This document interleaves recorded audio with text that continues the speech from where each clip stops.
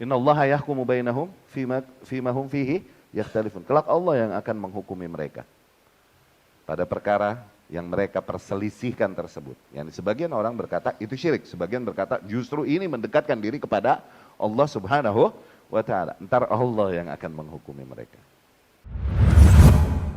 Apa hukum bertawassul kepada Nabi dan orang-orang saleh? Tawassul kepada Nabi dan orang-orang saleh.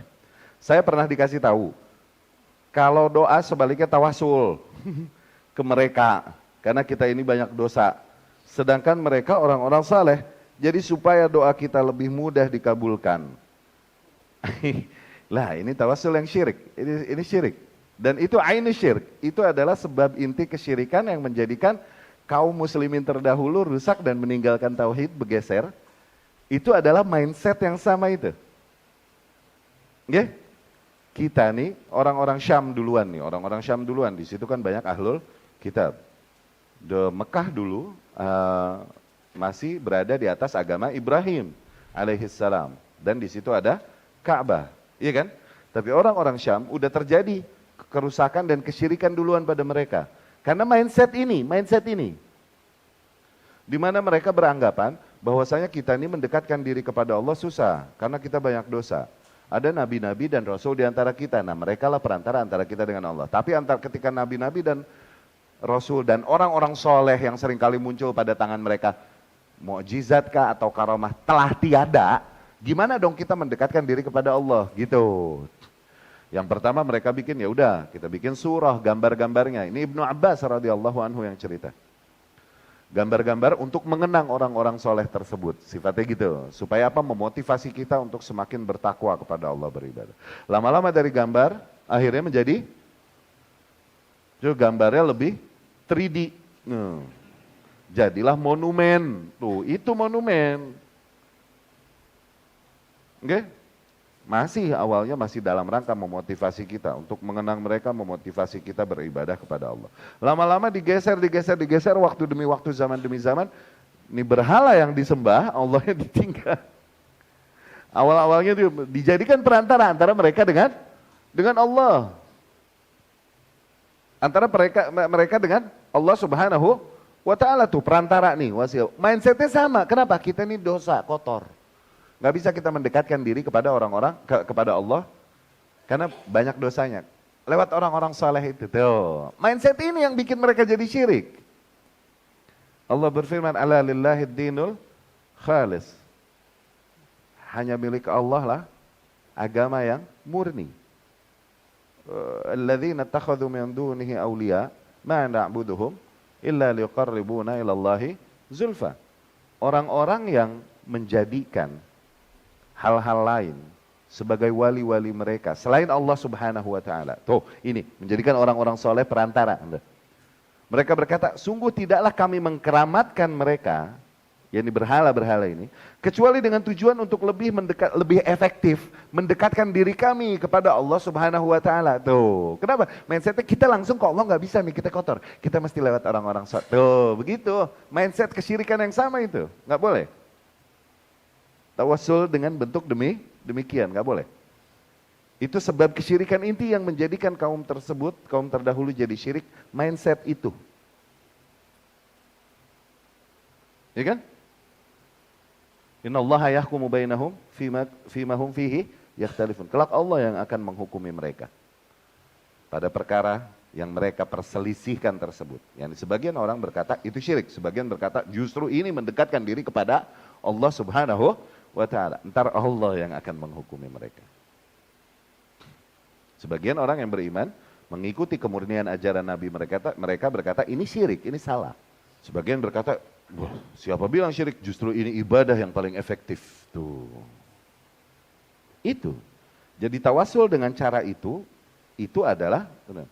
Maka tawasul kalaupun ada di dalam syariat benar ada. Cuman tawasul yang beredar, nah ini yang keliru, ngerti gak? Ziarah bener gak ada di syariat? Ada, cuman ziarah yang berlaku dan beredar banyaknya, nah bener gak? Nah ini yang gak sesuai dengan syariat. Sama istilah-istilah yang pada dasarnya ada di dalam Islam, di dalam syariat, cuman gak dalam bentuk yang dilakukan oleh umumnya kaum muslimin. Tawasul yang ada misalnya, bertawasul kepada Allah yang dibenarkan ya, dalam syariat kita nih. Bertawasul kepada Allah dengan asma dan sifatnya. Tuh, memohon kepada Allah dengan menyanjung-nyanjung Allah dengan menyebutkan asma'nya dan sifatnya. Tuh, makanya doa-doa yang diajarkan Nabi banyak dengan asma dan sifat kan? Ya Hayyu ya Qayyum. Birahmatika astaghith. Ya Arhamar Rahimin. Irhamna. Tuh, begitu kan? Munzil Taurat wal Injil wal Furqan.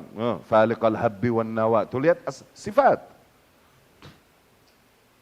Itu tawasul kepada Allah yang benar. Memohon kepada Allah dengan menyebut-nyebut, menyanjung dulu Allah dengan gelar-gelarnya atau dengan sifat-sifatnya yang sempurna. Itu tawasul yang dibenarkan yang pertama. Oke? Tawasul yang kedua, tawasul dengan amal saleh. Dengan ini ya Allah, dengan sodakoh ini ya Allah. Tuh, mudahkanlah masalahku yang itu. Nah, boleh. Sebagaimana yang terjadi pada Ashabul Ghar. Mereka yang terhimpit di gua. Dan mereka bertawasul kepada Allah dengan amal saleh mereka masing-masing, Allah bukakan jalan bagi mereka. Itu tawasul masuk. Oke? Atau tawasul kepada Allah, kalau mau dibilang tawasul ya, kalau mau dibilang tawasul. Tawasul dengan orang yang masih hidup. Sahabat radhiyallahu anhum minta kepada Rasul sallallahu alaihi wasallam di masa hidup Rasul. No. Di masa hidup Rasul sallallahu alaihi wasallam, ya Rasulullah, ud'ullaha ayyashfiyani. Ya Rasulullah, doakan kepada Allah agar Allah menyembuhkanku. Tuh, minta kepada Rasul sallallahu alaihi wasallam atau kepada siapapun masih hidup untuk doakan kita. Nah, itu boleh, benar. Anak minta doakan pada ibunya, pada bapaknya, pada kawannya, pada sahabatnya, pada gurunya. Boleh, boleh. Hirup kene. Hirup, masih hidup ya. Adapun ke kuburan datang, kuburan bapaknya bisa, Bi, doain ya Bi. Ini bapaknya kalau bisa doain, gue lagi puyeng nih. Ini bapaknya kalau bisa ngomong begitu kali. Segala. Itu nggak boleh, syirik.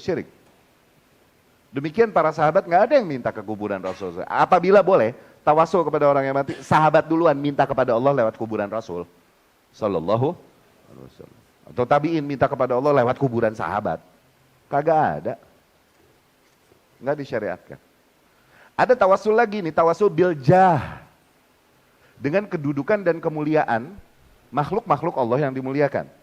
Seperti seseorang yang berkata, Allahumma natawassalu ilaik, ya Allah, aku menjadikan perantara antaraku denganmu jah nabiyyak.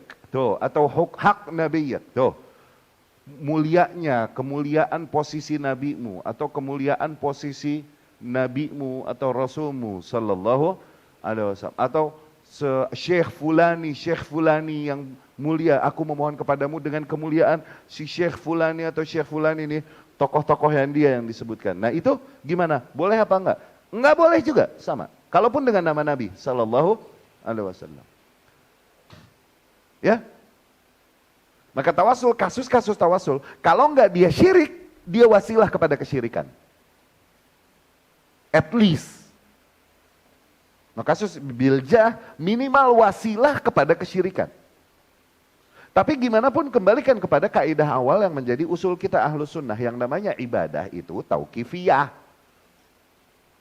Hukum asalnya adalah haram kecuali ada contohnya, ada keterangannya. Enggak ada contohnya, enggak ada keterangannya, kembali ke hukum awal. Haram, bukan sesuatu yang boleh di-custom, di-improve, diinovasikan, nggak boleh. Nah, inovasi di dalam beragama, custom, improve dalam beragama, itulah bahasa Arabnya itu bid'ah. Jadi ahli bid'ah, innovators, tuh gitu. Jadi itu keliru. Tawasul demikian keliru. Dapat difahami ya?